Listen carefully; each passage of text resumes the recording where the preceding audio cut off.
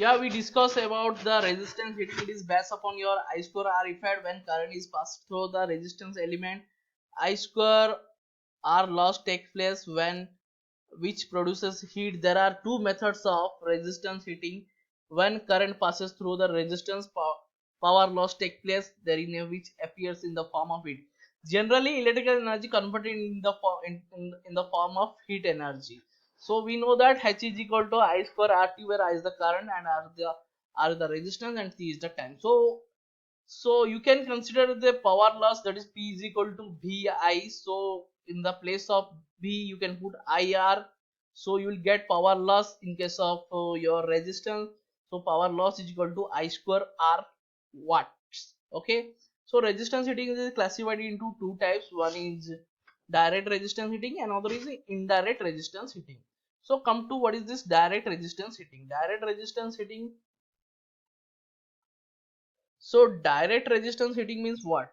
Direct resistance heating means, see, it is a indirect resistance heating and other is direct resistance heating. So it is classified into two types. Resistance heating classified into two types. One is direct resistance heating and other is indirect resistance heating. So come to first we discuss about direct resistance heating. So if we give a supply to a charge, then it is heated. Then it is a direct resistance heating. So there is no need of any indirect method. So indirect resistance heating examples that you have a like a pot, like a bucket. In bucket you have a water, and you have a electrical water heater rod, and you will apply electrical heater water heater rod to the you will insert to water, and ultimately the in a coil of the electrical water heater rod, the current will flow, and it will heated. If it is heated and the what inside the bucket water is present, so water is also heated. So it is called the indirect resistance heating. So direct resistance heating means you can give direct supply and it is heated, that is called as direct resistance heating charge. Indirect means you have to, I mean, by using some device, like you are here using electrical water heater rod, so your water is heated. It is called the indirect resistance heating. So come to direct resistance heating, and let us see the figure here. Direct resistance heating is the figure 2. Direct resistance heating. So in a furnace, here there are some charge pieces are present, and here two electrodes are inserted, and two electrodes are connected to your electrical supply. Okay, and here high resistance powder is sprinkled. Okay, and high resistance powder is sprinkled to avoid the short circuit in this. Okay, so that's why here when we give supply and insert the electrode, current will flow and charge is heated. That is called as a direct resistance heating. Suppose here I want to apply three phase, so I will insert here three electrodes in a furnace. Okay, so that is called as a direct resistance heating. So back to the figure, yeah, back to the topics.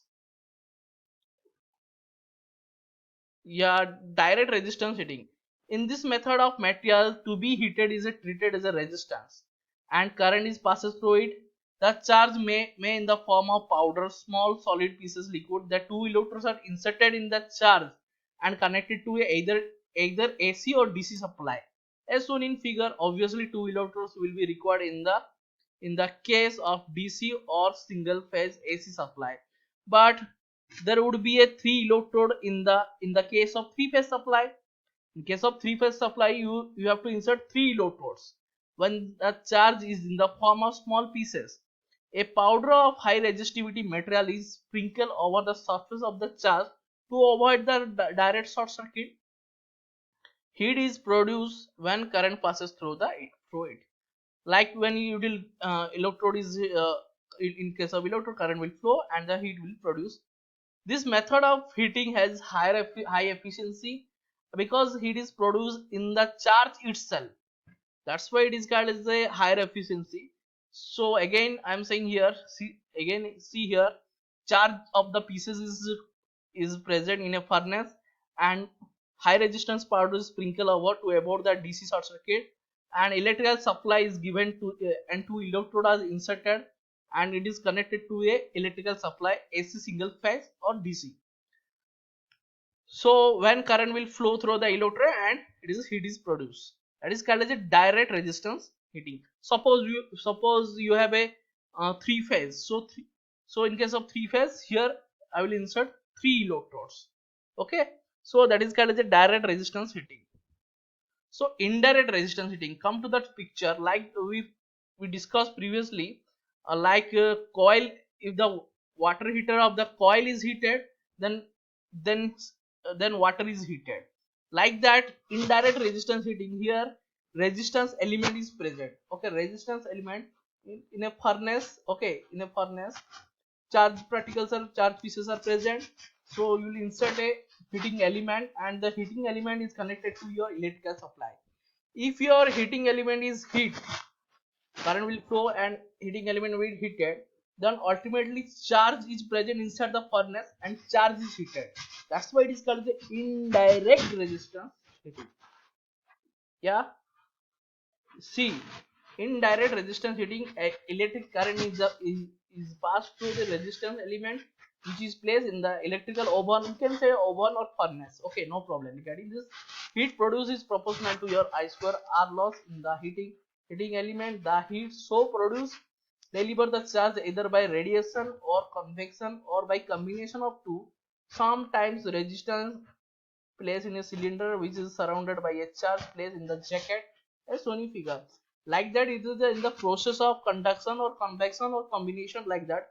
So if you insert a heating elements, so and it is heated, and inside the furnace or oven, charge is present. So charge particle is heated. That is called as indirect resistance heating. Clear? So the arrangement provides a uniform temperature. More of a automatic temperature control can also be provided. It is the figure. So heating element is inserted to your charge pieces, and your heating element is heated. So ultimately your charge is heated in the process of conduction, convection, or a combination of both. So like that, it is the indirect resistance heating. Clear? So requirement of good heating elements. Requirement of good heating unit, it should have a high specific resistance, so that small length wire may be required to produce a given amount of heat. It should have a high melting point. It should not oxidize at temperature of the furnace, otherwise we will require a frequent replacement of element. It should have a positive temperature coefficient resistance. It should have high ductility and flexibility. Positive temperature coefficient means here temperature is directly proportional to your resistance. If your temperature increases, then ultimately your resistance will be increased. It should have a high mechanical strength of its own. These are the properties you have to be remember. Different types of heating material. So here different types of heating material, alloy types of alloy use of heating material. Like we have to combine nickel with copper, nickel with chromium, iron, nickel with chromium, iron, chromium, aluminum. So maximum operating point at the alloy may be divided into four cases, that is composition, maximum temperature, specific resistance, specific gravity. So nickel copper, here 45% of nickel, 55% of copper.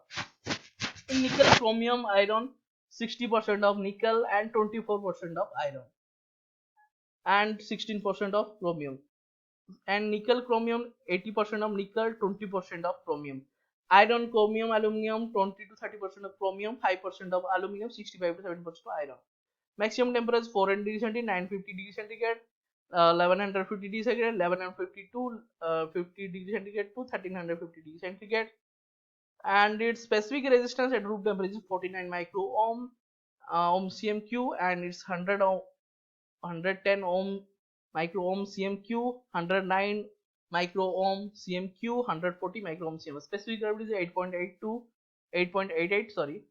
In case of nickel chromium, it is 8.28.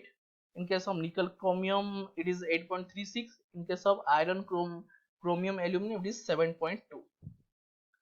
So these are the different, just you have to remember the compositions like that. Different types of heating materials. So next topic is that electrical arc furnace. This is a very interesting topic. What is the electrical arc furnace? Okay, so electrical arc furnace means, I want to say something. There are different way of electrical arc furnace. See, direct arc furnace, indirect arc furnace. Okay, clear? So we will discuss now